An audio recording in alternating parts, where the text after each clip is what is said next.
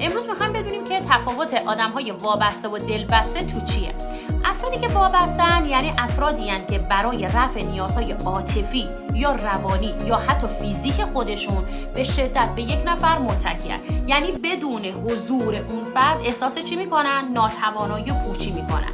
از طرف دیگه به شدت ترس از تنهایی دارن، یعنی دائما نگرانن که رابطهشون از دست بدن یا بهشون خیانت بشه و این احساس تنهایی به شدت اونا رو آزار میده. از طرف دیگه میشه گفت نیاز مفرط به تایید دیگران دارن، چون از اعتماد به نفس پایینی برخوردارن و تایید و توجه پارتنرشون، همسرشون بهشون حال خوب میده. مثلا وقتی تشویقشون میکنن احساس خیلی خوبی دارن. از طرف دیگه احساس پوچی توی تنهایی دارن، یعنی بدون حضور طرف مقابلشون فرد احساس بی‌هدفی یا خلأ میکنه. بدون اونم به قول معروف خیلی از آدم‌ها اصلا مهمونی نمیرن. قربانی میکنن استقلالای خودشون، یعنی تمام علایق و ارزش‌ها و تصمیم‌های خودشون رو نادیده میگیرن، سنگ میذارن روش به خاطر که بخوان روابط خودشون رو حفظ بکنن. خب وابستن دیگه، به اینا میگن وابسته‌های ناسالم. به خاطر همین به مرور زمان منجر میشه که اضطراب و افسردگی توی این آدم‌ها رو بیشتر ببینیم.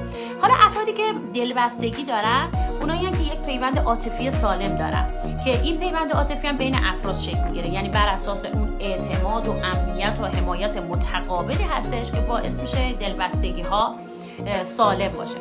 ویژگی افراد جوریه که احساس امنیت می‌کنی، یعنی وقتی کنارشون میشینی احساس آرامش داری، حتی در غیاب اونها هیچ اضطراب شدیدی نداری.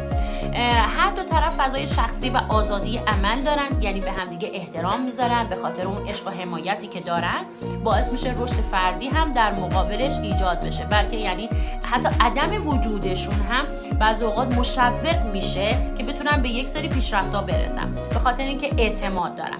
ثبات شخصیتی یا اخلاقی باعث میشه که اگه اختلافی توی روابط عاطفیشون پیش بیاد، به خاطر اون احترام و درک متقابلی که دارن مسئله رو حل میکنن. پس میتونیم بگیم دلبستگی سالم معمولا در دوران کودکی شکل میگیره و توی روابط عاشقانه بزرگسالی تاثیر بسیار زیادی میذاره. حالا نگاه کن که آیا توی زندگیت وابسته یا دلبسته ای؟